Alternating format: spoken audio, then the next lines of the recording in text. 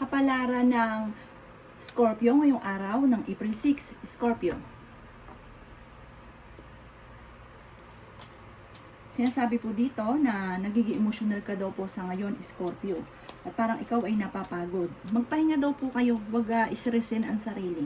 Sabi rin po dito, maaaring marami ka mga pinanghihinayangan na magagandang oportunidad na nakalampas. Parang sa ngayon, ang pinakamayor na problema ay pera. Kayo daw po'y paladasal. Meron kang hindi inaasahan na parang problema po ito na parang ikaka-stress ninyo.